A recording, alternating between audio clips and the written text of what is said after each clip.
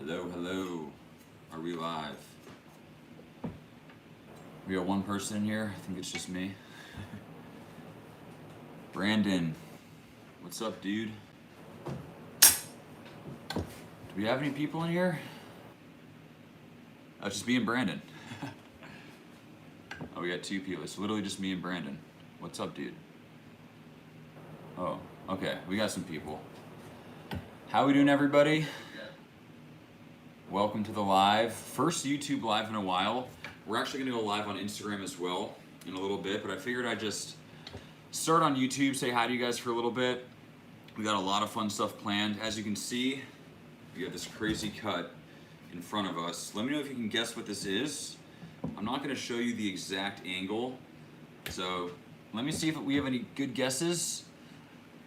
But what's up, guys? How we doing? What's up, anime fanboy? Thank you, Astro. What's up, oh man, it's very hard to see the comments on my phone. Shank leg, couple good guesses. Ox leg, yep. What's up, Trey? What's up? Is that? What's up, Michael? You're my biggest fan. Thank you, guys. Welcome to the live. Like I said, first YouTube live in a while. As you can see, we have the cow out. We have a piece of a cow here. A lot of fun stuff to talk about. But for now, try to guess what we got. I'll give you a better angle at this point. Probably the craziest and weirdest looking cut that I've ever seen, at least. Thanks, Trobo Beans. What's up, Kyle? Colin, what's up? Left back leg. I'm not sure where, so good guess with the leg. It's definitely part of the leg. I'm not sure which one, and I'll bring it closer to the camera in a second. But yeah, keep guessing, guys. Any specific guesses? Can I do a video with chicken for my mom? I'd love to. I actually cooked some chicken thighs today. They came out really good. Dry aged cow. Good guesses. Guys, we're on the right track. Let me go live on Instagram right now, just so that we can do this more efficiently. Right leg. Max the Meat Guy better than Gordon Ramsay. I don't know about that one. Yeah, that's questionable, but thank you.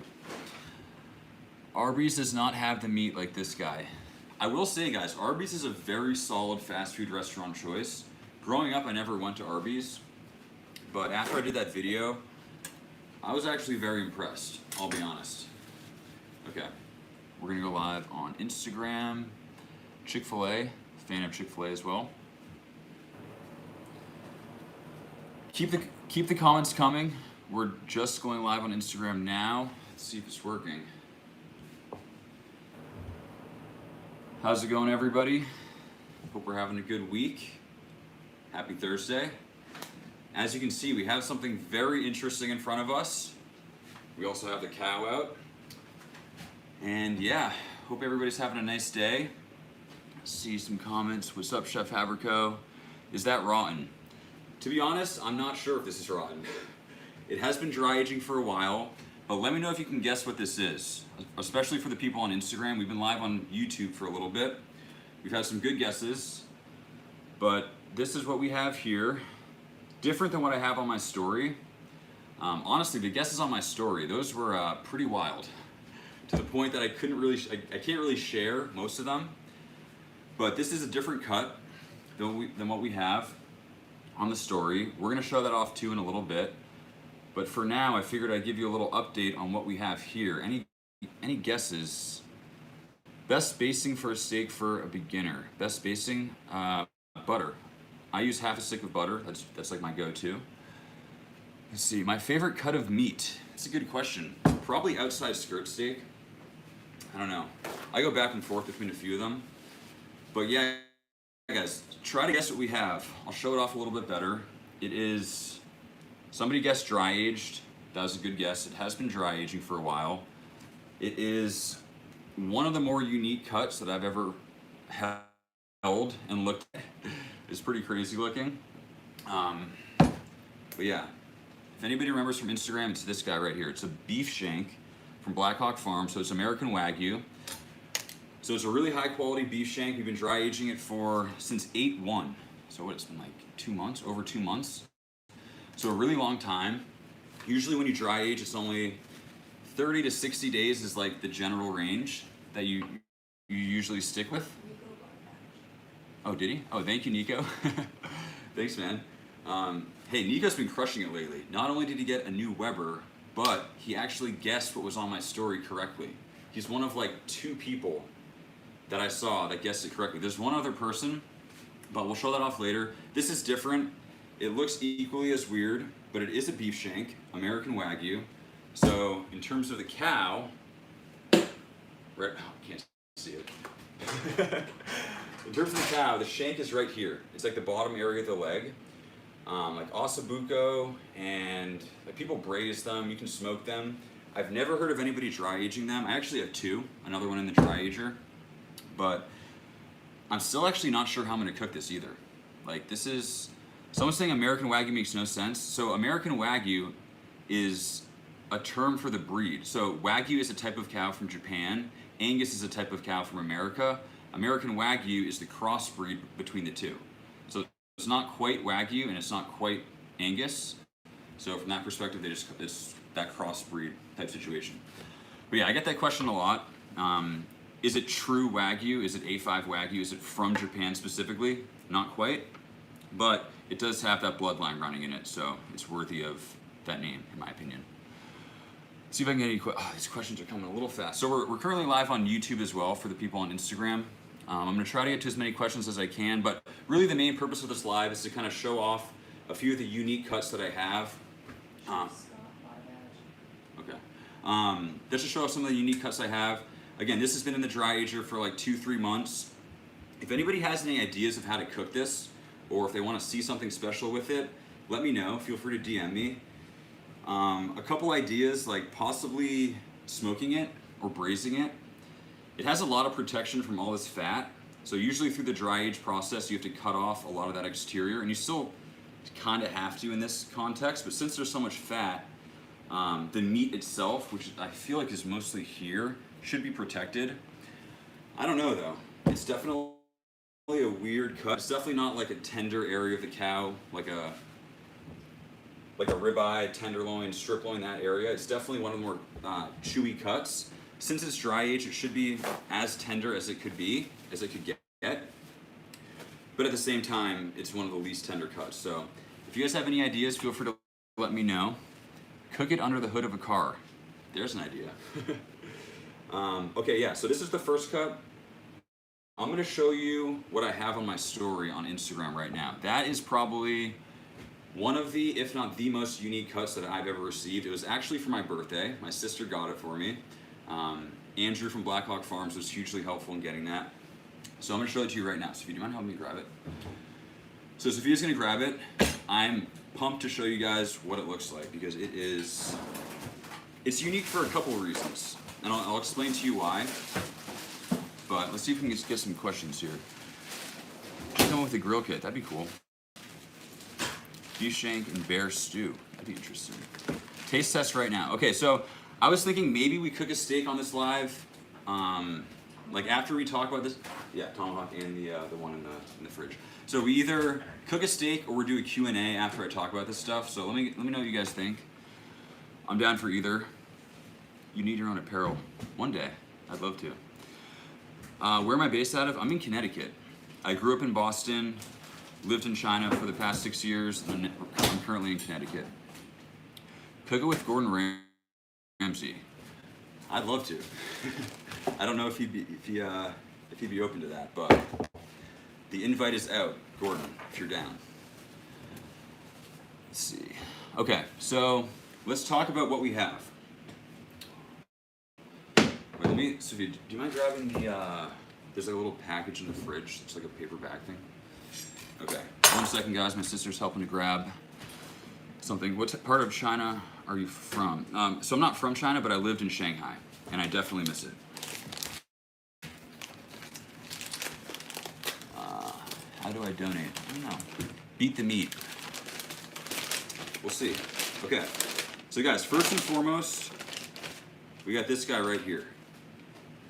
I think a lot of you know what this is, but let me know if you can guess. Let's see what we think.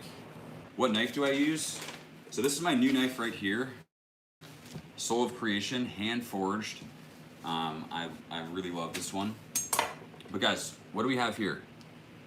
I think you all know. My audio is cutting out on YouTube.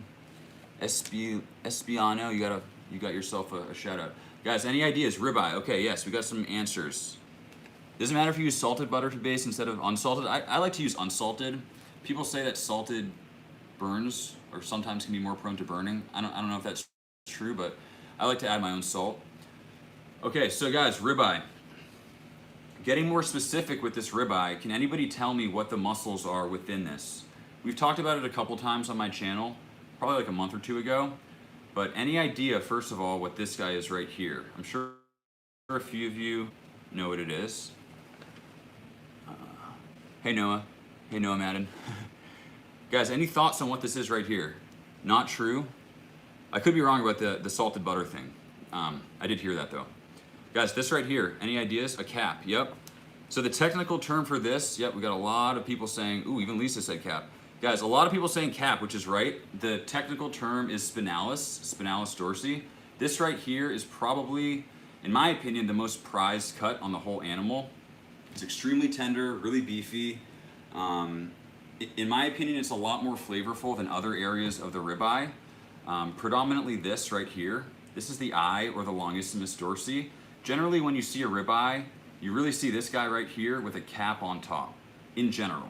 So looking at this cow right now, if you were to get a ribeye that's not super close to the front, that's not super close to the chuck area, which is the shoulder, sort of just like down the middle, the ribeye that you're gonna get is gonna have a really big eye, this guy, and a fairly decent sized cap.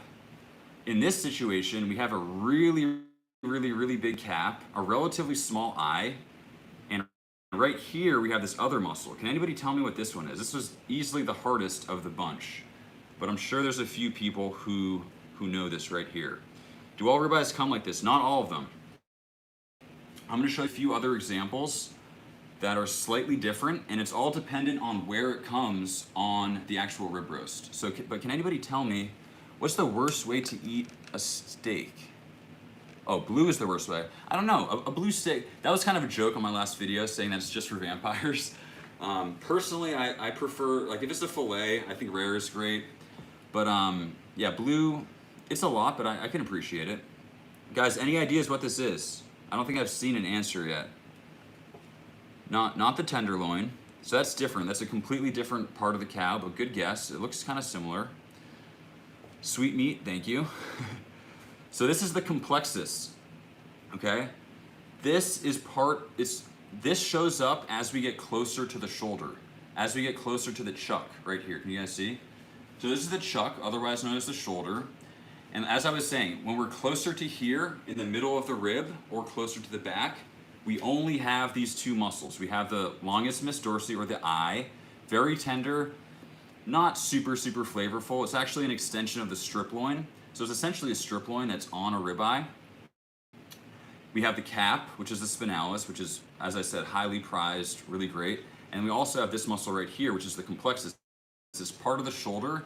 It's a lot less tender. It's sort of the drawback when you choose a ribeye from this area. I typically say try to find ribeyes closer to the chuck just because we optimize and get a slightly bigger cap. The one drawback is this complexus. But this to me is a pretty good ratio. You know, we get a little bit of the eye, massive cap, not a huge complexus, so we're not dealing with too much of that part of the cow or of that cut. But this to me, I'd say is a very solid ribeye. What do you guys think? Are we in agreement? Where do you find the best marbling? When you're at a store, really it's just a matter of like searching, you know, and like talking to the butcher, and if there's nothing good out like on the rack at the time, like have him, definitely don't hesitate to have him go back and see if there's anything else. But to really get into the higher marbling area, you're gonna wanna have, you know, some variation of Wagyu, whether it's like a pure blood, like it doesn't need to be A5, but like a straight up Japanese cow, or some combination of Angus and Japanese. Is this vegan? This is not a vegan meal, unfortunately. Am I gonna cook it? I might cook this one. If I'm gonna cook anything today, it'll be this. But like I said, we're gonna decide if we wanna do a Q&A or if we wanna do a cook. It's up to you guys. Question from Max D'Amico here. Can you rate Red Lobster and like you did it out? Guys, I'm thinking Red Lobster might be the next location. We've done a lot of steakhouses lately, and I've gotten a lot of requests for Red Lobster. But let me know what you guys think. I think that'd be a fun one. Okay, so that's the first one. Standard, right? We all know what this is. It's just a ribeye. Okay. Next up, we have this guy right here. Can anybody tell me what this is? Any thoughts? Do I have a Netflix special, David? Not yet, man. Hey, happy belated birthday, and I'm pissed I'm missing the wedding, but... Guys, any guesses of what we have here? Tomahawk, tons of guesses. Someone said T-bone. Does this look like a T-bone? A T-bone's really easy to see because it's literally a T. And this one, I mean, it looks like a tomahawk, right? It looks like an axe. So this is a tomahawk ribeye. But wait, isn't this a ribeye, right? These are two very similar cuts. I guess this is probably the way to hold it. Two very similar cuts. They're both variations of a ribeye. So this is a tomahawk because it has that bone. And some people say, oh, you know, you're wasting money because you're buying it with the bone because the bone doesn't really add much flavor. You can't eat it. But I will say, if it's like a special occasion, there's really nothing cooler, in my opinion, than whipping out one of these guys and putting it on the table and cutting it. It's definitely a showstopper, and I don't know, I think it's worth it every once in a while. This is frozen, so you can't really see the marbling, but this is a really nice one. I've had it in my freezer for a while. But as you can see, this is like your more, I can't really see it. This is like your more standard ribeye. You can see there's no complexus, and the cap, which is right here, is a little bit smaller. Right, we still have that eye, which is the longest in Miss Dorsi. The cap is a little bit smaller. If we didn't have the bone, this would be a very standard looking ribeye. You know, given that it's a tomahawk, given that it's Wagyu, it's not quite like your average one. But in general, this shape is what you're looking for a general ribeye. Yeah, giving the bone to your dog is a great idea. If I had a dog, he'd be a very, very, very happy dog. I'm pretty sure about that. Question for Max here. What was the worst experience with steak? Story times. I'm gonna have more story times coming soon on YouTube, actually. So I'll have a lot of videos talking about that sort of stuff, and that's a good idea. I'll write that one down, actually. Okay, so we talked about two types of ribeyes. One's a tomahawk ribeye. One is your standard boneless ribeye. Okay, guys, I hope you're ready for it, because this, even for me, like, I get a lot of meat, I cook it a lot, I research it a lot, but this to me is like, I think it's the craziest thing I've ever received. Again, it was a birthday gift for my sister. Andrew at Black Hawk Farms helped me get it. It was specially cut. Really can't find this in a store, but check out this steak right here, guys. Look at this steak. I don't know, like, just for size comparison, this is a massive tomahawk, right? This guy right here. Compare that to this. I mean, this thing dwarfs this little guy right here. And then compare it to a regular rib. Oh, jeez. Compare it to this right here. Like, most days of the week, I'm like, I'm very happy with this. This is a great prime grade ribeye. This is just dominates it, right? I mean, it is an absolute tank. Can anybody guess or tell me what we have going on here based on what we've talked about? I know that Nico knows. I know a couple people. Yep, Nico's still here. Is that it still has the tendon? Yeah, okay, great. Nico, you have incredible eyes, man. He just knows everything. Nico's like, what is he, like 12 or 13? This guy's like the steak prodigy. But guys, what do we think here? Can anybody tell me, like, is anatomically a word? I think so. Anatomically, what we're looking at right here. Because it's clearly very different than a tomahawk, but they're in the same world. So Nico, who already knows the answer, is saying it, but any other guesses? The tomahawk and short rib, it essentially is the leg of the cow. Someone on YouTube is saying, is this the leg of the cow? This is a little bit different. So here we actually have a leg of a cow. Now that you mention it. Here's the leg. This is different. You can see the shape is similar, and we actually can't leave this up for too long because it should be frozen. But this is similar to a tomahawk. The bone right here is the exact same thing. It's a slightly different cut than this. I'll let you guys do a little more guessing. Came here from Instagram. Nice, Jackson. It looks like a tomahawk steak with the meat still on the bone. Yeah, so that's essentially right. So I guess the first thing we can talk about is the meat right here. So this is essentially a short rib. If you didn't see this, what would this look like, right? It's just a short rib. A lot of people have seen them. They sometimes come as like a plate, as like multiple on a whole rack. This right here is an individual beef short rib. So as you can see, it's probably like, let's say 3 inches wide. It's also a tank from a width perspective, like compared to this. So it's probably 3 or 4 inches. Also, check out the even though it's frozen, you can't really see, but look at the marbling on this short rib. Look at that, guys. So someone was saying, how do you get good marbling? The best way is to get it from a good source. So this is from Black Hawk Farms. They have American Wagyu. I do have a code if you want to get something from them in my bio, but they have a really great bloodline. So it's a combination of Angus, a combination of Wagyu cows, and that's how you can get this crazy marbling. But anyway, this is a short rib. So in general, when you get a tomahawk, right, you can see this tomahawk doesn't have any meat on the bone, right? It's just a bare bone. Whereas this guy, Andrew left all this meat on. So now we have this really cool area here that's usually not on a tomahawk. We also have something very different than a typical tomahawk. So actually, all this stuff here, you might initially think, oh, this is the spinalis, right? That's the cap. This is actually different from the cap. The whole ribeye itself is all contained to this small area. So actually imagine that this isn't here, and imagine that all of this isn't here, and you have just that right there with the bone. Then we would have a tomahawk. So all of this here is actually quite different. It's sort of an extension of this area here. It's called lifter meat. You might know it from the last, a couple of videos ago. Food with Michael in Las Vegas. What's up? So we have the lifter meat, we have the short rib, and then right here we would think, okay, we have a bone-in ribeye, right? It's a tomahawk. This is actually not quite a ribeye. Can anybody guess what it might be? Actually, Nico already guessed it, so I guess I'll say it. It's actually a Delmonico. So, looking back at the cow, we have, I'll try to get this better into focus. I should probably put it back in the fridge in a second. Okay, so guys, here we have our cow, our sample cow. Also, I think we need to name the cow. We don't have a name for it yet. If anybody has a great name, definitely DM me, and I'll choose the best one, and from now on, we'll have a little name of the cow, because every cow needs a name. Max is actually vegan. I don't know, man. Like, we're just, given where we are right now in this whole situation, like, I think we can probably guess that I'm not vegan. Okay, guys, so generally ribeyes come from this area right here. You see it says rib, right? We have our ribeyes coming from right here.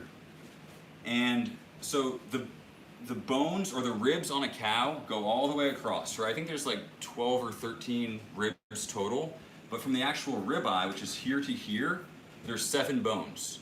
So starting from here, we have number 6, number 7, number 8, number 9, 10, 11, 12. We have 7 bones. So when you go to Costco or when you buy a whole rib roast and there's 7 bones in it, it comes from right here. Or even if it's boneless, it still represents those 7 bones that come from here. Meaning, if you buy a steak that comes one further from right here, it's not quite a ribeye. And if you buy one that comes one to the right, it's also not quite a ribeye. Can you guys see these lines at all, Sophia? Not that it really matters, but yeah. So Very small, but you can see it. So, meaning we have this chuck here, right, which is a shoulder. If we were to buy this first steak that comes to the chuck, it's similar to a ribeye, right? It's literally adjacent to all of these ribeyes, but it's not quite. And there's a lot, like the term Delmonico gets thrown around a lot, like a thick cut strip can be called a Delmonico, like any thick steak can even just be called a Delmonico. But technically a Delmonico is the first steak that comes from the chuck. It's usually cut quite thick, like probably 2 or 3 inches. And that is this steak right here. okay? So it looks like it's a ribeye, right? It looks like it would be part of these 6, but in fact, it's the very first steak that's part of the chuck. Another name for it is the 7-bone chuck steak. Even though technically it's the 5th rib, right? I said it's ribs 6 through 12 are the ribeyes, right? 6, 7, 8, 9, 10, 11, 12. Technically the 5th rib is this guy right here. So there's a lot of names for it: Delmonico, 7-bone chuck roast, a lot of different things, but this is what it is. So the question is, how does it taste? And what is it, actually, is it tender? Is it not? Like, what is it, how does it eat? So because it's so close to the ribeye, it's gonna have similar qualities as a ribeye. And again, it's everything but this, right? It's just this internal area. And since it's frozen, it's kind of hard to see. So it's gonna be similar to a ribeye in that you can just cook it medium rare, like a regular ribeye. But since it is closer to the chuck, it's gonna be a little bit less tender, because it does have, we were talking about this steak right here, it's gonna have a bigger complexus. It's gonna have more percentage of chuck muscles than ribeye muscles, but it's still gonna have some ribeye muscles, if that makes sense. So this is gonna be quite small, which is a ribeye muscle. The spinalis is gonna be quite small because it's a ribeye muscle, but this complexus is gonna be a little bit bigger. But in general, there's a lot of great ways to cook this. Usually you're never gonna see it cut like this. This was totally custom cut, like I said, by Andrew at Blackhawk. You might see it as like a small bone-in 7-bone chuck steak. You might see it as just a boneless Delmonico. This is very unique because it not only has it has this guy, right? The whole short rib, which you pretty much never see on a tomahawk. But you also have the feather bones, which come at the bottom.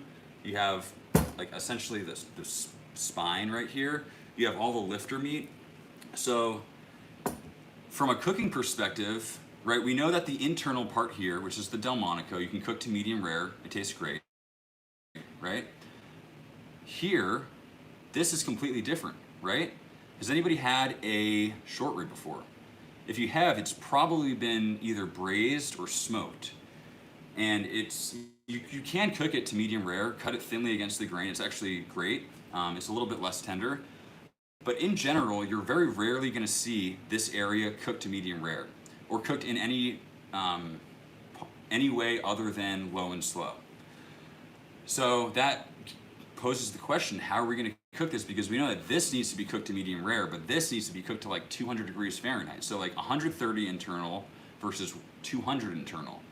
Sounds impossible, right?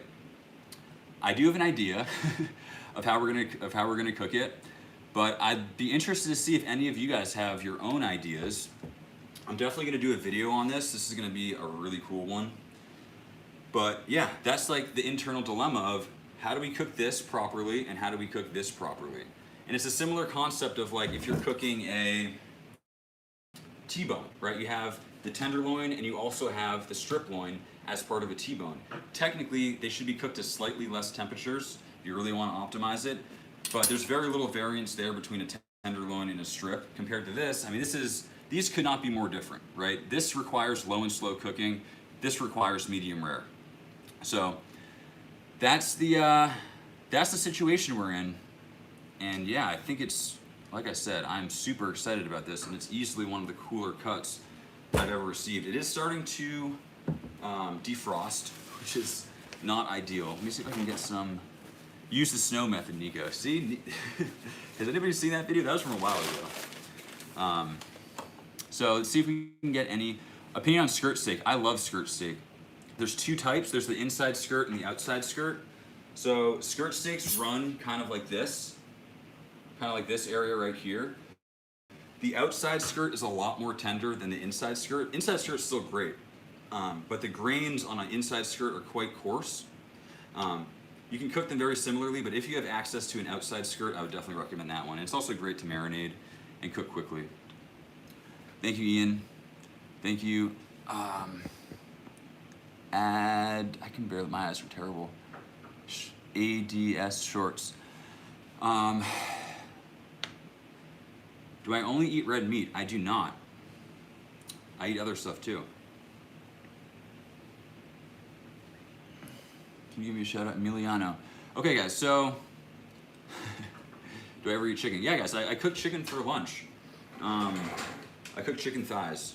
Chicken thighs are probably my favorite when it comes to chicken, but I also eat chicken breasts just to be healthy every once in a while. But from a taste perspective, definitely a thigh guy. Okay, so I'm gonna put these back in the freezer. Guys, the question is, do we cook this steak right now, this little guy, or do we do a Q&A? Or do we try to do a hybrid where I cook the steak and do a Q&A at the same time? But I will say, I can barely see the messages. But let me know what you guys think. Recommend Butcher Box. Butcher Box is good. I like it. The beef is grass-fed, and everything in general is kind of that grass-fed vibe to it. So it's not super marbled, but the quality is pretty good. So I would stand behind that. Yeah, what are we guys thinking here? Nico's saying Q&A. Hybrid, okay, we got some hybrid, both. Oh, a lot of people, a lot of YouTube people are saying to cook it / do both. I'm probably gonna try to do both, mostly because I can't even read the comments that well. So a Q&A would just be hard in general. Hybrid. All right, we'll do a hybrid. What state am I in? I'm in Connecticut. Oh yeah, we got a lot of both. Cook, okay. So if you're doing, help me putting this back in the freezer. Yeah, so leaving this out of the freezer for this long is not ideal. I'm gonna actually vacuum seal this after, but I kind of undid it just to show you guys. But as I was saying before, you guys had some wild guesses as to what that was. Most of which I can't say. But if you look at my actually my story might be gone by now, but if you look at my story, it does look weird, but man, you guys are crazy. Okay, beat the meat. A lot of people are saying to beat the meat. Oh, one other thing I want to show you guys. You guys know I love those crazy cutting boards. Check out this guy that we got here. Look at the size of this cutting board. Not to mention it's like absolutely beautiful, but check out this brand new cutting board. My sister also got this for my birthday. She's really killing me because she got me like the best gifts ever, which means when it's her birthday, I need to try to do the same. And I'm way worse at getting gifts than receiving gifts, so I don't know. It's gonna be a tough one, but yeah, guys, check out this board. Like, I call it the whale. Does this not look like a whale to you? You see the eye? I mean, that's a whale. I think it's pretty cool. At least like a cheese board. I'll actually probably serve that massive tomahawk thing on this. I think that'd be cool. Have I tried curry? What type of curry? Indian curry? Yeah, I love Indian curry. I love all curries. I actually really love Malaysian curry. That's something I miss a lot from Asia. I ruined an expensive piece of steak. Gregory with a lot of story time requests. I've definitely ruined steaks. Yeah, it happens. But it's all, like, what is ruined, you know? They're all still edible. It's just a matter of cooking it perfectly versus not quite nailing it. Okay, let's do this, guys. Also, we're whipping out this thing's still running, guys. $14 from Walmart. It is, obviously, like when I'm normally cooking, I'll just use my stove or my grill. For whatever reason, I haven't made the upgrade, but it works. Any other comments? Do you make exclusive content on different platforms? I do post some longer form videos on YouTube. I just posted one recently. I'm gonna try to get more into it. I have a few filmed actually. I have a few really cool long form videos filmed.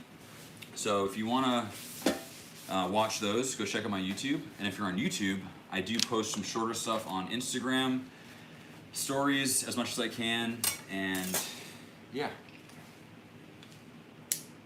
Would you move back to Asia? Part of me wants to, because like when I left, it was very much like it wasn't planned. It was literally a 3-week trip. It was supposed to be a 3-week trip. It's been 2 years, so like all my stuff is there, my cat, all my friends. So part of me wants to, but I'm kind of liking it here right now. And also with like getting a visa right now with everything going on is a little bit more difficult. Let's see, what town of Connecticut? I'm not gonna. Do I want to give the exact town? Probably not. Have I met Nick DiGiovanni? I have met him. We did a collab once. A lot of people asking to beat the meat on YouTube. A lot of people. Not sure what that's all about. Have I traveled to Japan and Korea? I have. I've gone to Japan and Korea many times. So for my visa in China, I had to leave the country every 2 months. I'll probably do a video on this actually, but every 2 months I had to leave and just to like redo my visa. So the closest country would be Korea, also Japan. I went to a lot of Southeast Asia, Thailand, Singapore, just different parts of that whole area. Sometimes I go back to the US, but every 2 months is tough to come all the way home. Where did my sister get that cutting board? Vayreni Burns, guys. I'll link it if I post this on Instagram. Vayreni Burns, I think I have a discount. All the commissions I make go to charity. They're my favorite boards. They're really cool. They're handmade. If you guys like them, go check them out. Where's my pan? Oh, here we go. Okay, we're using a cast iron. Usually when I cook steak, I like to use cast iron. It just has a heavy bottom and it really holds the heat well and allows us to get a really nice sear. Picanha is the best. I love picanha. Please link it. I really love it and need one. Jasmine, yeah. So check it out on Instagram. It's Vayreni. Oh, my sister's gonna send it out on the YouTube link right now. What made me want to film food creating YouTube content? It's just something I always wanted to do. I was really involved in the food industry out in China. My full-time job wasn't in food; it was in finance. But I had a lot of friends who had restaurants. I had friends that they were importing Berkshire hogs into China. So China produces a lot of pork, and they were importing a really, really high level, almost like the Wagyu of pork into China, which is kind of an interesting business model, but they were crushing it. And so I would like go to the factories with them just for fun and like learn, like they were making sausages, they were doing all sorts of stuff. So that was really fun. Man, Gregory's getting a lot of questions answered, I realize. Somehow I always see his. Can you please try to pronounce Santo? How come you rated Longhorn similar to Outback? They were very different, man. Longhorn was like a 79 and Outback was a 52, if I remember correctly. How's my cholesterol levels? They're actually okay, surprisingly. Polly, dang P. Are you partly responsible for the global financial crisis? I am not. Let's cook, Max. Okay, guys, I think it's time to cook. So, let's talk about how I like to cook a steak. There's a lot of ways to do it, but obviously it starts with, so right now, first and foremost, I'm heating up my cast iron. It's really important to get it hot beforehand, right? And like I said, cast iron has a nice heavy bottom, so it does take a long time to heat up, but once it's heated up, it maintains that heat really well. Because once you add a cold steak to it, you're technically cooling down the pan. So if I was using a really flimsy pan, the chances of getting a great crust would be diminished. So that's the first thing, right? Get a nice thick pan and make sure it's heated up nicely. In terms of oil, there's a lot of options. You know, a lot of people just cook with olive oil, which I think is fine. I think there's this stigma that you can't cook olive oil to a high temperature, and technically you can't. If you keep the heat relatively low, you can definitely cook with olive oil, but if you're gonna be searing at really high temps, avocado oil is a great option. You can use flaxseed oil, grapeseed oil is a good one. Look for anything with a high smoke point. Also ghee. Things that have low smoke points would be like olive oil or butter. Those are gonna burn quickly. They can be toxic, they say, but most importantly, a high smoke point means this is not gonna smoke, not gonna get all crazy smoky as fast as something like an olive oil. It's still gonna get very smoky in here. I'm gonna be honest. It's just natural, it always happens. So avocado oil is great. I have my thermometer that I always use. We have our steak. What I like to do is just add a thin layer of oil before I add the salt. This is just gonna help that salt stick. Even in general, like a lot of the salt's gonna come off, especially when you're cooking it on a pan. That's just natural, but this kind of helps it a little bit. So we're just adding a little bit of oil to our steak. Have I ever tried Australian Wagyu? I have. Yeah, it's great. I think one of the best steaks I've ever had was an Australian Wagyu strip steak. That was just, for whatever reason, it came out so good. I think we smoked it.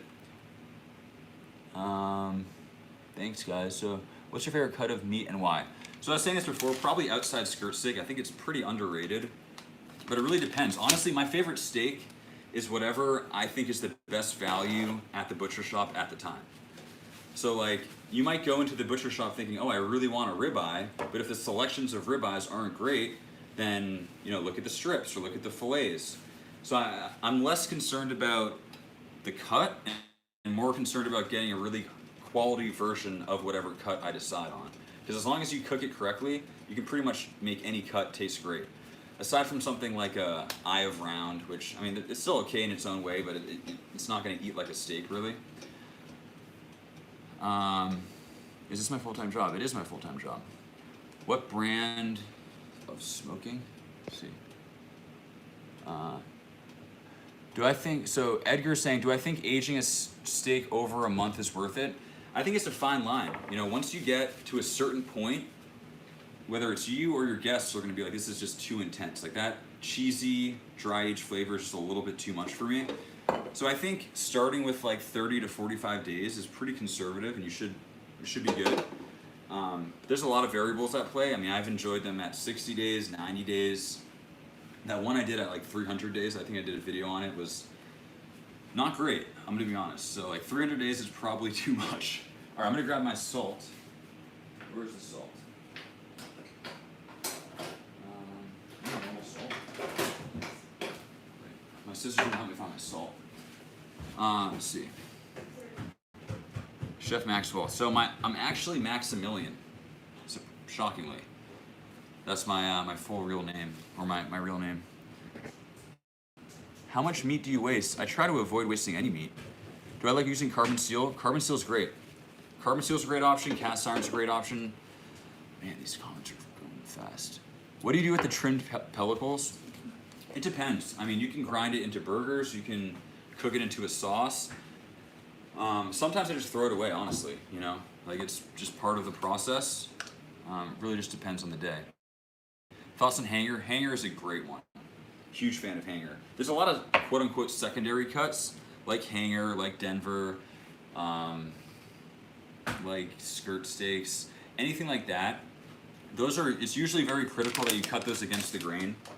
But if you cook them right and they're well marbled, sometimes they're even better than something like this, which is a ribeye. Okay, guys, so we have our ribeye. We have our pan that's pretty hot. I'm not sure how hot. I don't want it to be too crazy here. We have our salt, Osmo salt. It's a nice coarse grain. Anything that's coarse is pretty good. So I added the oil. We're gonna add some salt now. Don't need to go too crazy with it. I like to add a finishing salt after a lot of the times.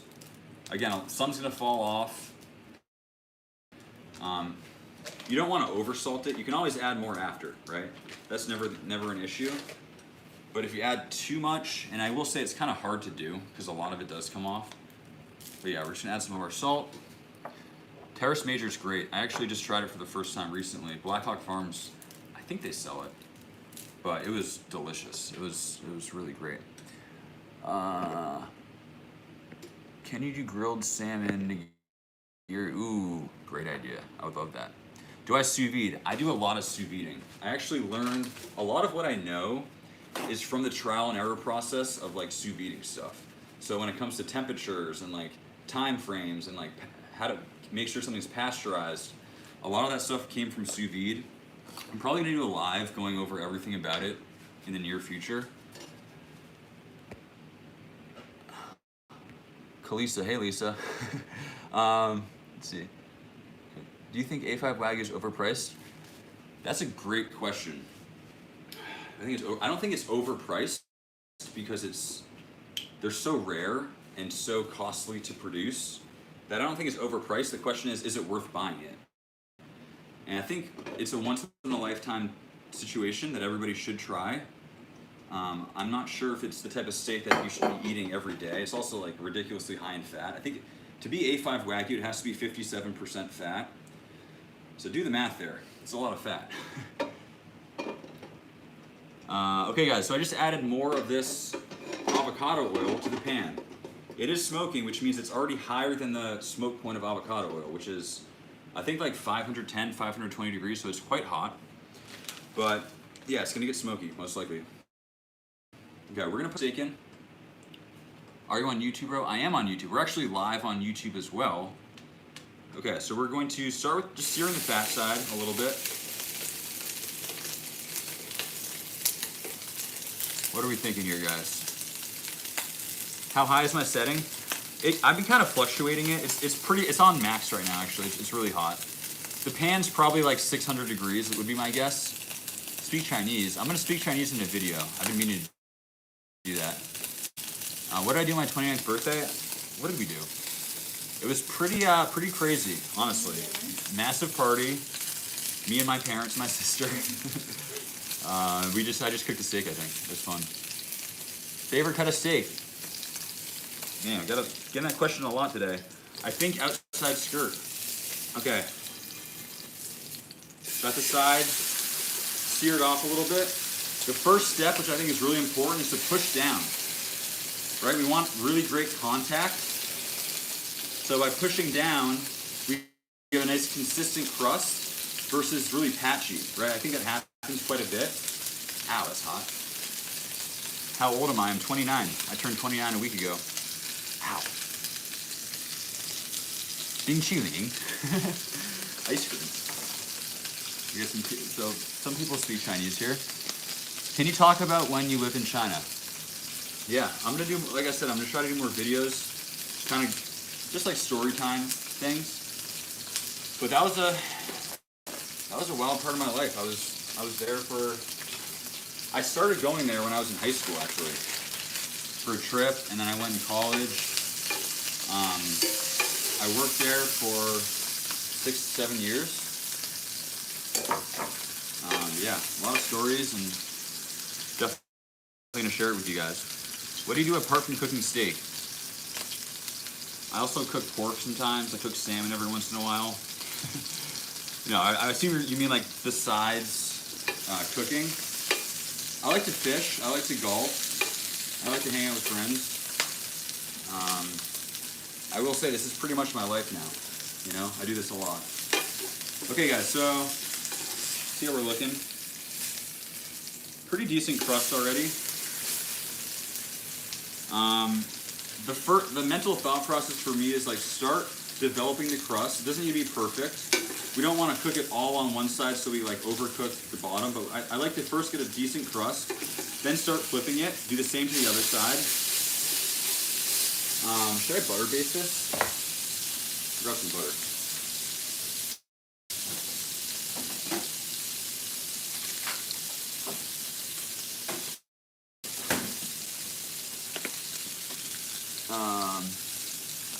What's my handicap? Oh man, that's I don't know if we want to talk about that here. I'm probably like I'm like a bogey golfer, to be honest. Like if I played a nice course, I'll probably shoot like I don't think I've hit the 70s. I think my best score is an 80 at like a decent course. So, I don't know. Picanha is a fantastic cut. How much time a week do I spend on cooking and videos? Pretty much all of it. If I'm being completely honest with you. It's become what I do full time now. But I love it, so. What is the best cooking? All caps. I don't really even know what to say to that. I don't know. I think steak is my favorite thing to cook. What do you think about Canadian geoduck? I've never cooked one, but I've seen some people do it. It's a wild looking cut, or it's a wild looking animal. Or shellfish, I guess, right? Do you eat garlic? How do you know my brother from Winchester? I don't know if I do. Thanks, Danny. You put some.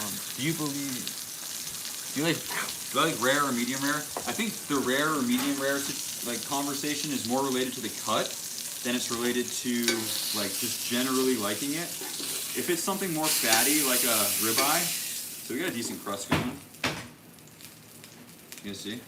If it's something like this, that's not perfect here, right? That's why we want to press down. But like this This is good, this is not good, but it's looking okay as of now. If it's like something like this, even cooking it to medium's fine. But, you know, usually medium rare is a safe bet. All right, we're gonna add some butter.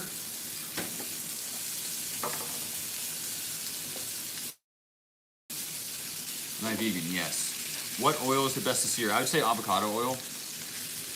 What happened to the cat? So right now my roommate in China is taking care of him.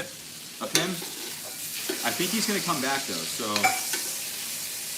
when he comes back, I will make a video about him. His name's Tibby.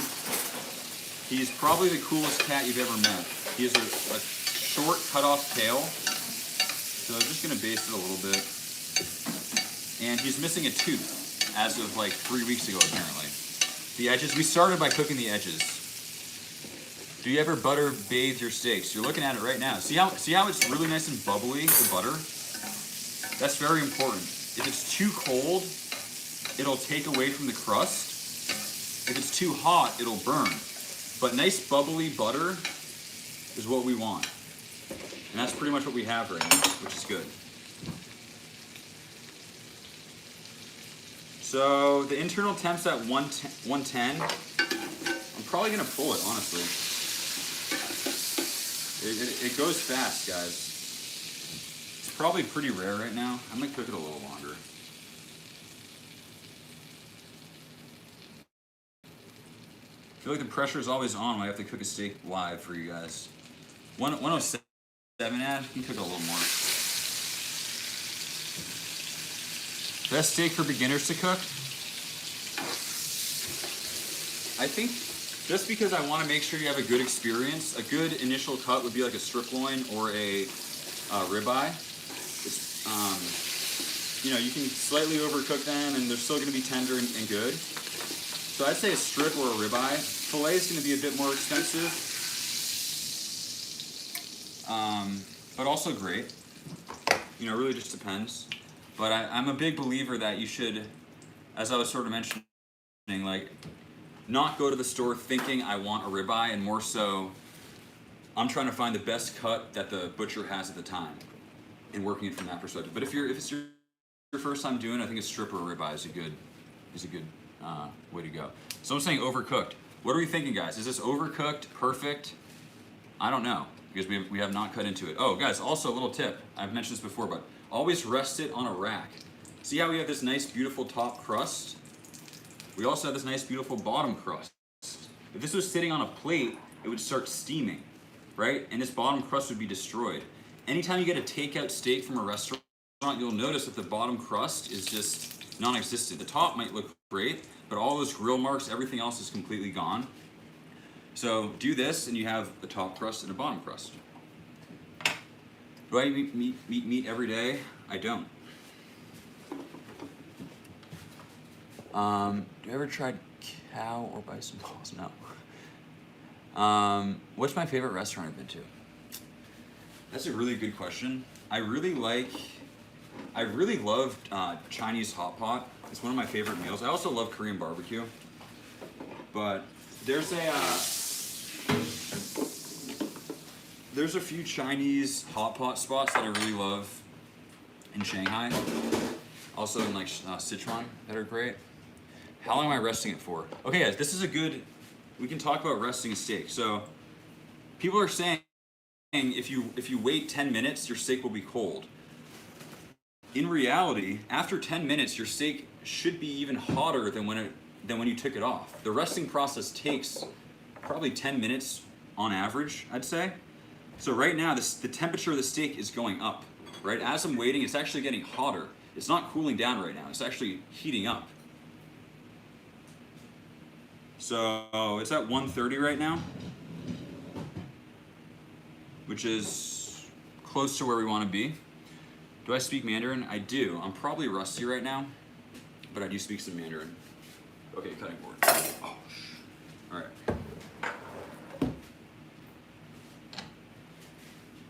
When you cut it open, it gets cold. Right, once you cut it, that's when it starts to get cold. But through the resting process, you don't really need to worry about it cooling down. Obviously, at a certain point. I mean, I've I've left a thermometer in a prime rib, and it took exactly an hour to start cooling down. So it was literally getting hotter and hotter for a full hour. Something like a brisket that's cooked even longer, it'll stay hot for a very long time. Cut it. People are saying cut it. Have you ever tried? Oh God, TJL. You gotta stop with that question. Questions: when did you start cooking and why? I started cooking in college. Definitely didn't take it seriously at first, but that's kind of where everything started. But I got more into it when I was kind of living by myself in China, and I cooked for friends on weekends. We'd have like, I'm not gonna call them pop-ups because I've never done that, but like we'd have little dinner parties and stuff like that. Do I watch Food Wars? I don't.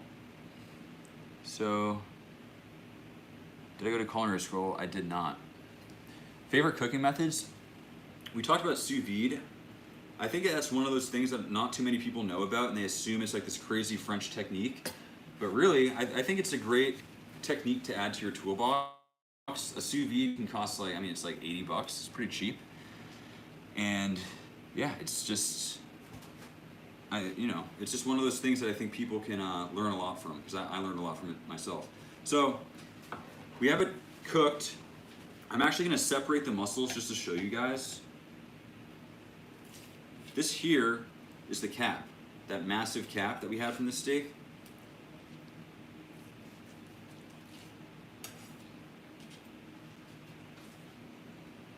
What do we think? Is that overcooked? Undercooked? Is it raw? Guys, thoughts? This right here is the cap. And again, it's a massive cap. Because we have a steak, we were talking about it before, but since this steak is closer to the shoulder, we have that steak, we have this massive cap muscle. What do you guys think? I think it looks pretty good. What does people on YouTube think? Oh, we already got a couple raw comments. Undercooked. But I don't know, it depends how you like it. I think this is pretty good. So now we're gonna cut into the eye of the ribeye.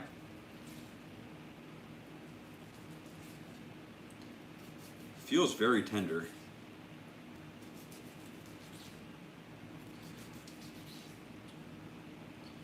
So that's the other thing. When you're working with a steak that has so many muscle groups, and this is a good example, there's some parts that are going to be thicker and others that are going to be thinner, and they're sometimes going to cook to slightly different temperatures. So this is the eye. I guess they actually look pretty similar, but this one right here looks a little bit more rare, right? But since this is thinner, it cooked to a slightly lower temp, right? I'd say this is still medium rare, maybe, I wouldn't even say medium.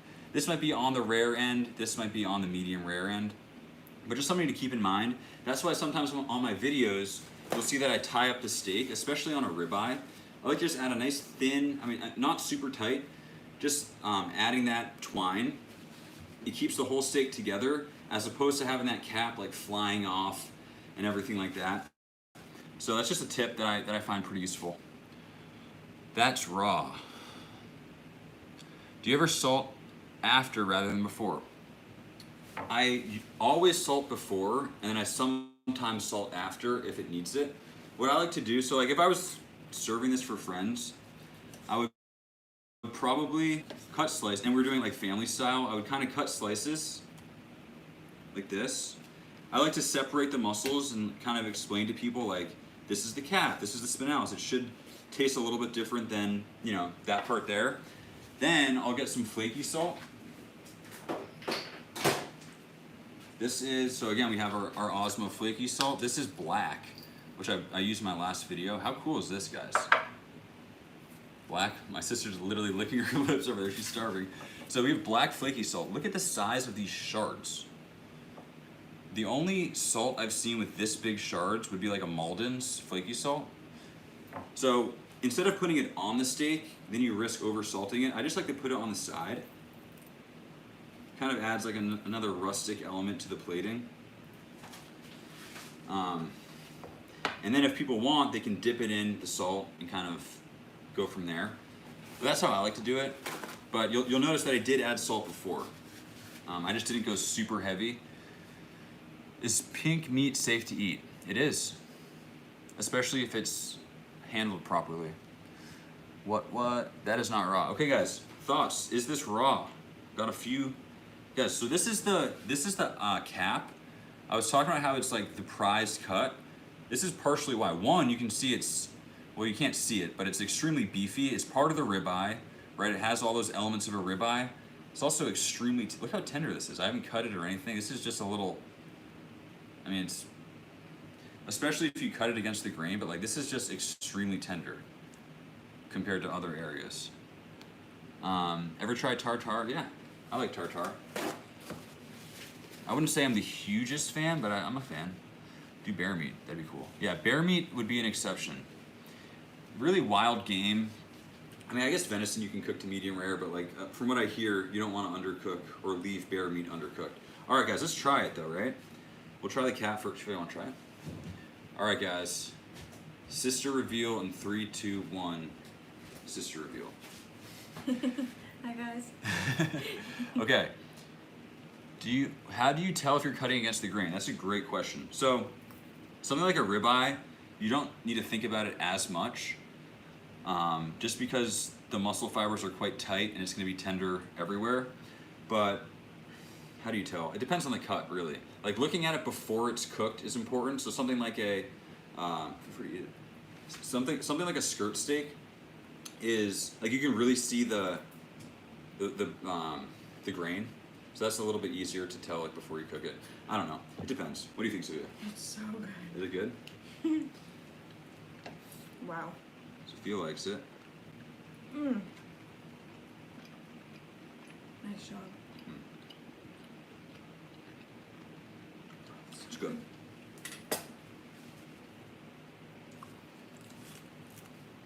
So this is from the eye.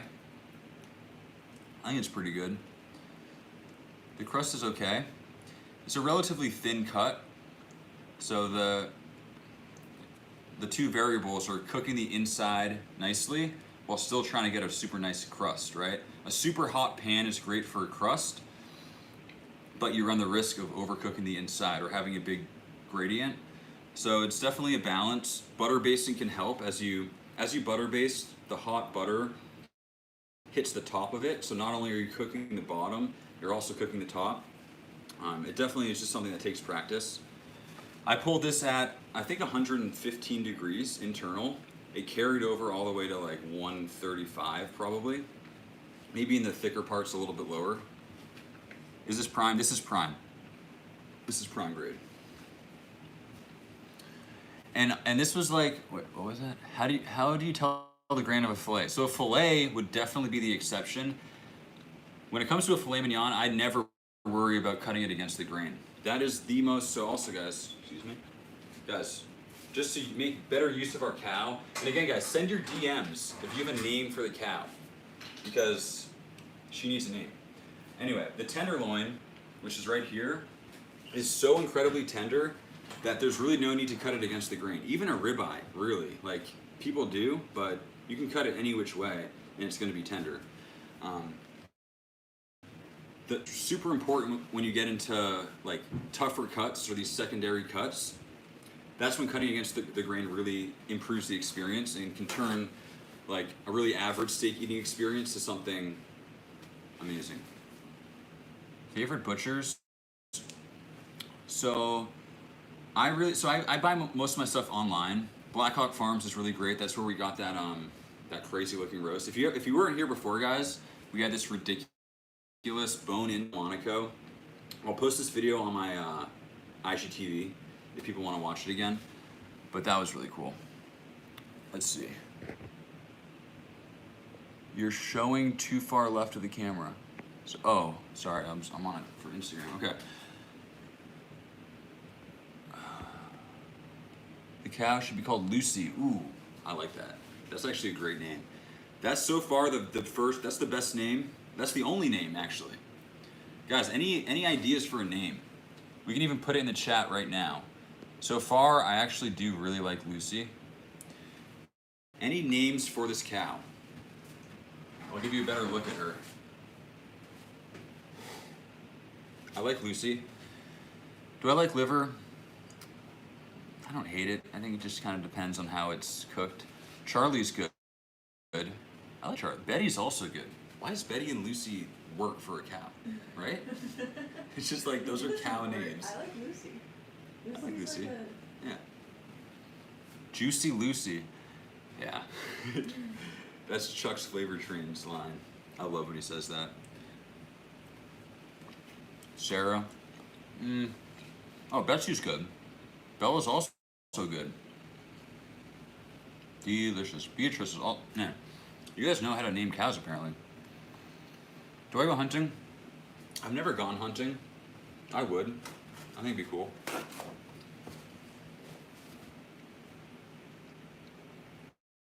Another thing I talked about in a recent video. Remember how the steak looked right when we cut it? It was like pretty rare, medium rare.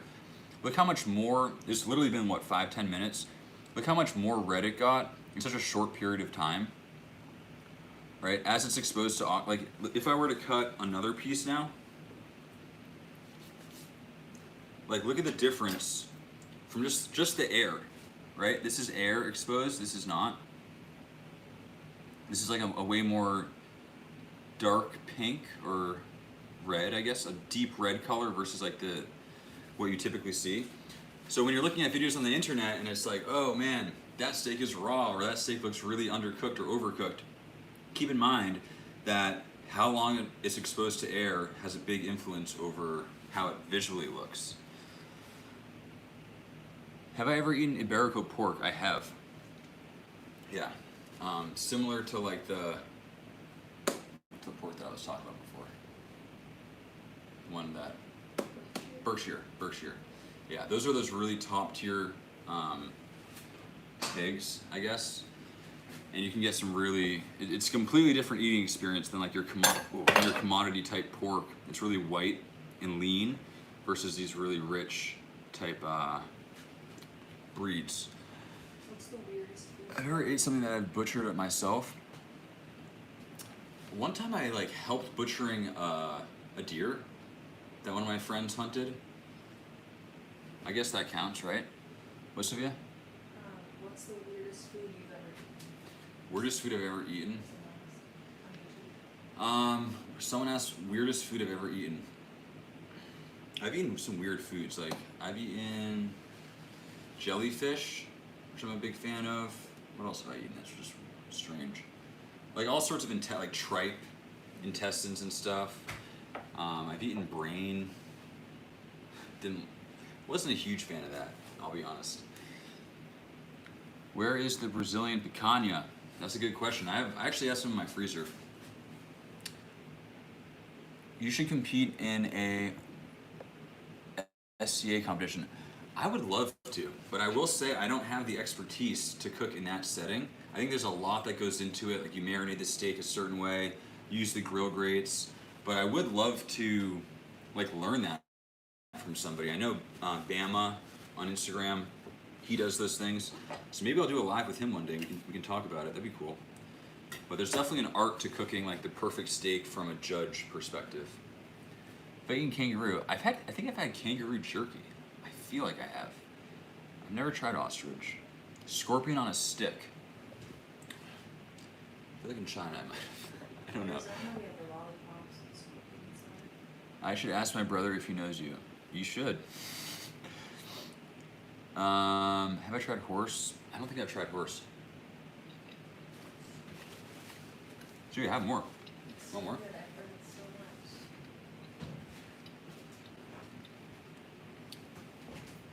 much. Have I watched Squid Game? I have. Hey Tinger. It was like 10:30 at night one day. I'm like, I'm gonna watch one episode of this movie, of the show. 6 a.m. rolls around, I'm still watching it. I literally watched I guess I probably shouldn't be telling people this, but like, I watched the entire thing through and through in one night. It ruined my whole next day. I got like nightmares from it, but it was worth it. Isn't my sister vegan? Ooh, man, you're an OG, huh? What's my favorite sushi? Ooh, that's a good question. I mean, a go-to is just like salmon nigiri. I just really like salmon sushi, but I like uni. I like Bico. I like everything. Eel's good. What do you say? Is it eel? Eel, yeah. I like yellowtail a lot actually. Like the hamachi. I love that. Frog legs, yep. Sometimes that's what happens with vintage shows. It happens. From the Philippines, what's up? I don't think I've had Rocky Mountain oysters. Like I know what they are. I've seen shows about them cooked and stuff, but I've never actually tried them. Are they good? I don't know. Kind of questionable on that one. When am I going to collab again with Nick Giovanni? I don't know. He's also in Boston, so sometime soon. Moose. I've had moose. Do you need butter on a steak? You definitely don't need it. Like, definitely not. It does add some like richness and flavor, but as I was talking about before, through the basting process, you're actually helping to cook it more evenly, which I think not too many people quite think about. Especially like if it's a thicker steak. Keeping your heat relatively low so the butter's just bubbling and basting it, that's one way to not necessarily have to like put it in the oven or do like a reverse sear. But yeah. Do I have an OnlyFans? I don't. They did reach out to me once though. Nico asked, have you tried Kura Buddha pork? I haven't. No, I've heard about it though. I think it's in that same tier though. Berkshire. Oh, the yeah. From the famed Berkshire. Oh, okay. Your brother's making brisket Sunday. Wow, that's exciting. That'll be fun. Why did I get into cooking? Why did I first get into it? Just having friends that were in the industry, really. That was the biggest thing for me.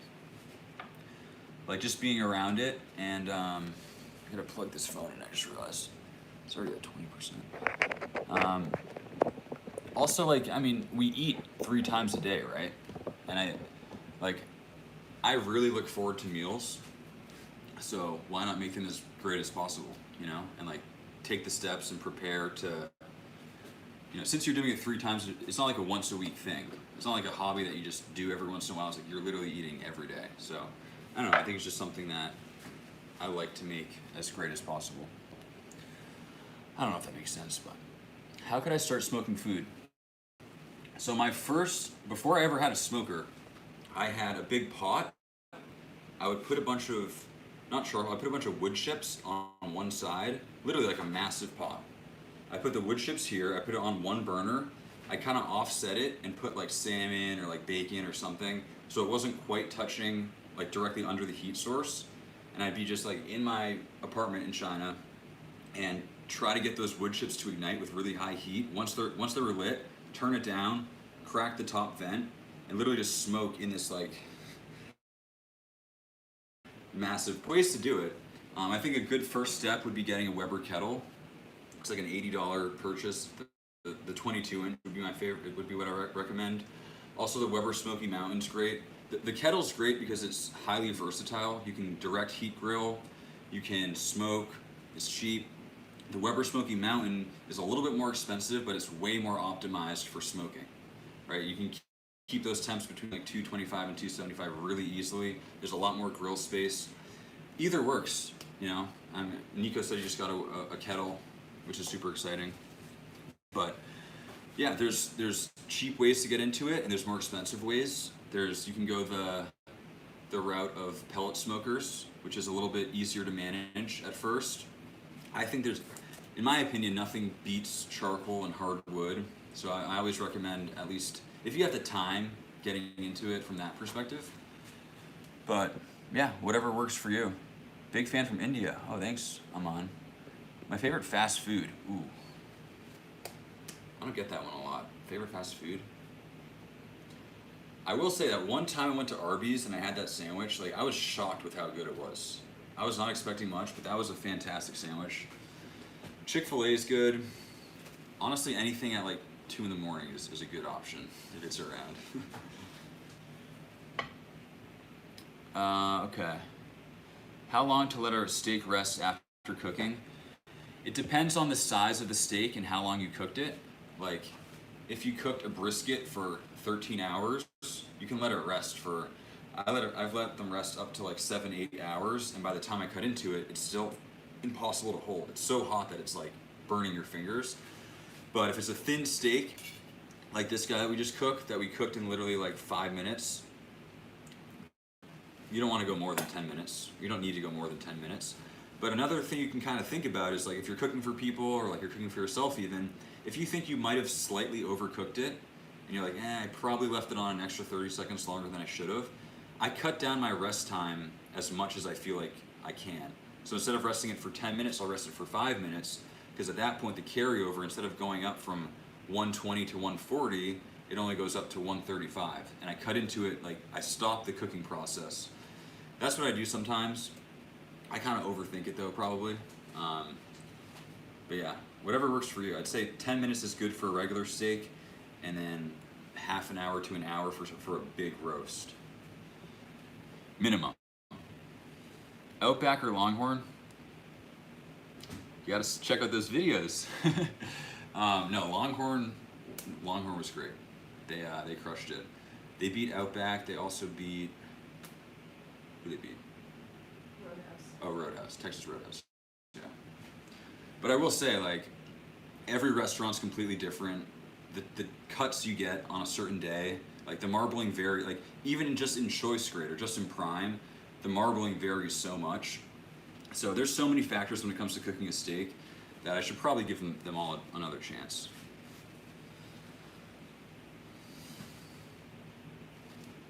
Do I have a lazy eye? I don't. I don't think I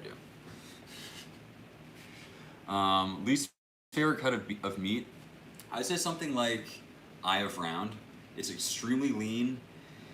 It's great for beef jerky. You can cut it you can cook it to medium rare and cut it really, really thin against the grain. That works. But I don't know, anything like that, like top round, bottom round, eye of round, not quite my favorite. Krabby Patties, that'd be cool. Pork belly the right way. How do you make pork belly the right way? I think pork belly is one of those cuts where like there's so many ways to cook it. You can smoke it, you can turn it into bacon, you can deep fry it, as we found out. You can cut it relatively thin and do like Korean barbecue with it. There's so much, like the fat content's so high that you really can't mess it up. It can be tough, and like you do want to make sure it renders. But yeah, there's a lot of ways to do it. Morton's best seasonings for skirt. Oh, I was gonna use Rourke's thing. Oh, I should have got that. Oh, you did? I'll use it next time. I have so many new seasonings that I want to use. Where am I from? I'm originally from the Boston area. Grew up there, went to school there, went to college there as well. Moved to China for a while. Now I'm in Connecticut. Favorite seasoning for steak? So you'll notice how today I just used salt. Just used salt on our steak. I find that when we're pan searing, if we use anything other than salt, like even pepper or garlic powder, since we're cooking it at such a high temperature, those ingredients are prone to burning. On a grill, it's a little bit different. Like the char kind of works differently. But lately, all I've been using is salt.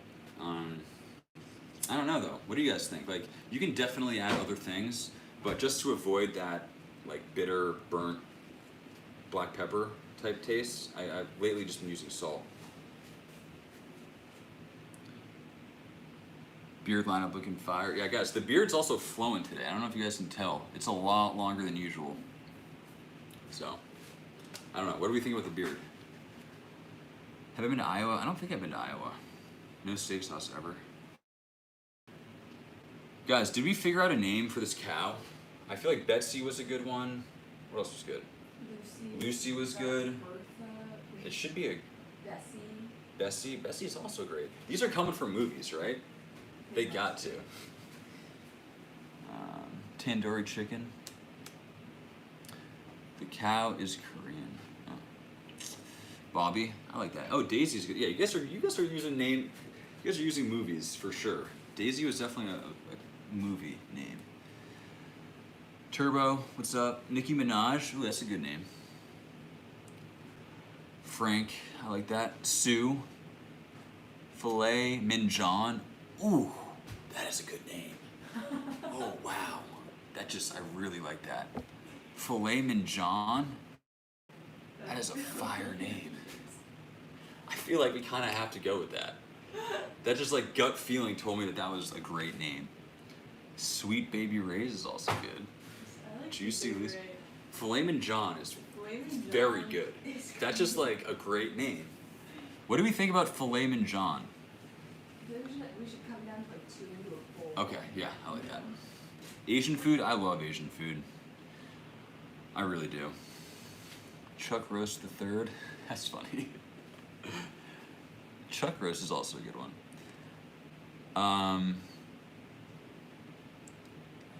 Have I heard that Lisa cooked a well-done steak? Oh man. Lisa, that's bad. She did a live on YouTube earlier, huh? How's it going, Lord Zach? Alright guys, I'm probably gonna name it Bucky. I like that. Filet mignon is just great. Okay guys, I'm probably gonna wrap this up. Any last burning questions? Guys, always feel free to DM me as well. I'm kind of backed up right now, I feel like, but I'm gonna get to all of them eventually. Do my best to get to all of them eventually. Have I had crab? I love crab. Big fan. What's my DM? Guys, if you're on YouTube, when I say story or DM, I'm referring to Instagram. That's where I post kind of a little bit more behind the scenes stuff. So feel free to check me out there. And if you message me, I will definitely see it. You make steak with under. Thank you. What's up from Ohio, Brandon? Crab cakes. I like that idea. I have had rabbit. I don't think I've eaten scorpion. Applewood. Low and slow. Okay. Should we be done here? Using that Nick DiGiovanni salt. Yep, we got the... So some of the products I used today. Osmo salt. Big fan. Challenge butter. Also a big fan. We used... What else, Sophia? This knife. Soul of Creation. Vey Rennie. The cutting board. For people that didn't see it, check this out, guys. Biggest board by far. Massive. It's a whale. I probably made that quite clear, but we have the eye. Pretty cool. Yeah, thermometer. Like a lot of people ask me about thermometers. You can get cheap ones in most supermarkets. ThermoWorks has some good products, but I highly recommend. This is like one of the first, like even before getting a grill, I would say this is first and foremost. What else did we use today? I think that's pretty much it, right? Slap some meat. Oh, we also Blackhawk Farms. So we did a lot on this live already.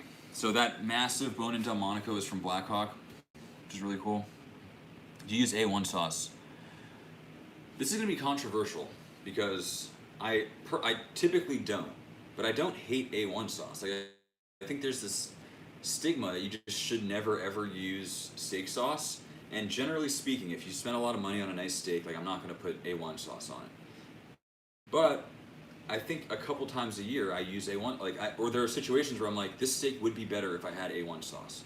Because like you don't always cook the perfect steak. You don't always have access to prime grade ribeyes and Wagyu and stuff like that. So I think in some situations, like a steak sauce is nice. What I do love, and I use on nice steaks, is chimichurri. This is a chimichurri mix that I literally use every time I cook like picanha or strip steaks or something like that. Chimichurri is a great sauce, A1. People hate on it. I'm more neutral. I say that's my stance. Favorite side dish with steak? I like mashed potatoes. I don't know. I think that's like my default answer, even though it might not be my favorite. I feel like I cook asparagus a lot when I cook a steak. Honestly, the focus is the steak. I rarely am like wowed by a side dish, but I will say the mac and cheese at Longhorn was very good. Thank you, Honda gang. What do you use to marinate? So there's a few basic components to a marinade that I always use. An oil is critical. So like just a typical, you can even use olive oil. That just helps diffuse all the flavors. I like to use something sweet, something salty, something vinegary. So we have oil, sweet, salty, vinegary, and then herbaceous or fresh. So we have our oil, which again I mentioned. We have our sweet, a little bit of maple syrup, a little bit of brown sugar. You generally don't add that to beef, but I find that it kind of helps with caramelization and balances out all the salt. So we have our sugar, we have our salt content. You can use anything from straight up salt to soy sauce to like the Bragg stuff. We have our vinegar or tanginess, or no, vinegar. So like any citrus juice is great. You can use an actual vinegar, you can use balsamic, and then lastly, our fresh herbs. So I like to use either parsley, garlic would fit in there, shallots, that sort of combination. And then literally, if you use those 5 components and don't go crazy, like add about the same of each, a little bit less, like you don't need to go crazy on the sugar or the salt. Add a little bit of all that to like a skirt steak. I'm telling you, it's gonna be a fantastic skirt steak. I will say, I mentioned that you can, in the salt category, you can just use salt. I would recommend soy sauce, or like a combination of soy sauce and salt. It just gives it like that darker color, and I think it browns up a little bit better. But start there, and then yeah, kind of work your way into different areas. You can use like chipotles and adobo is great. You can use fresh chili peppers, ginger's great. But yeah, those are like the 5 components, and once you hit those, you're pretty much good to go. It's also a pretty forgiving situation. I don't have Instamax. How do I DM you? Sounds like you might need to get an Instagram. You can send an email. Yeah, send me an email. My email's in my, so it's just max@maxthemeatguy.com. So that's one way to do it. What is the best temperature for basting? You mean like the basting? Is the Osmo salt worth buying? I think it is. It's a great product. There's so many varieties, and I was mentioning how the coarseness of the black salt, you really can't find it anywhere else. I think it's a winner in my opinion. Best temperature for basting. I'm trying to think what that means. You mean the temperature of the pan? As opposed to thinking of it from like a temperature perspective, I just think of it as not burning the butter and making sure it's bubbling. If it's too cold, you'll notice that it's not bubbling. The bubbling ensures that things are like evaporating and that you're not going to ruin your crust. If it's under the bubbling temperature and you put it on top of the crust, you're literally just adding moisture to a cut or to an area that you want to keep as dry as possible. So bubbling will prevent it from ruining the crust, but then of course you don't want it to burn. So it's that fine line. You'll figure it out as you start doing it more and more. Let's see. Do I like jazz? I don't mind jazz. Do I play COD or I haven't played video games in a while. I used to play COD and Fortnite back in the day. What do I think of Hardcore Carnivore Black? I love it. I have some over here. I'm actually going to post a video on Instagram pretty soon using it, but I think it's great. One, the flavor is excellent. It looks like charcoal, so you'd be like, oh, it should be bitter, but it actually has a slight sweetness to it, a slight kick as well. It's a little bit spicy. And then it just, also visually, just makes your steaks always have that beautiful crust. It caramelizes really nicely, so I'm a fan. Have I tried Blue Rare? I have. Do I like chicken nuggets? What type of question is that? Do I like chicken nuggets? Of course I like chicken nuggets. Do I like Blue Rare for a steak? Steak is becoming illegal in LA. Never heard of that one. Jack, you got a shout out. How much longer till the dry aged tuna is done? Man, that dry aged tuna has been done for a while. So we pulled off half of it at 13 days and the other half at 20 days. We're still editing the whole video, but we'll have a full dry aged tuna video coming soon. I'm really excited about that. That was a process though, like literally just between getting the tuna, like we drove 6 hours to just grab this massive tuna, put it in a bin, bring it back, like figure out how to strap it up on the dry ager. And then cutting into it was also an animal in itself. Ghee is good. Ghee is good. What am I doing? At this point, we're just talking. Yeah, we've we've done a whole bunch of stuff on this live. We went through a few different cuts. We had the shank. We talked about kind of the ribeye, the differences between your average ribeye and something that's a little bit closer to the chuck. So the chuck is going to have slightly different muscle group. It's going to be a little bit more.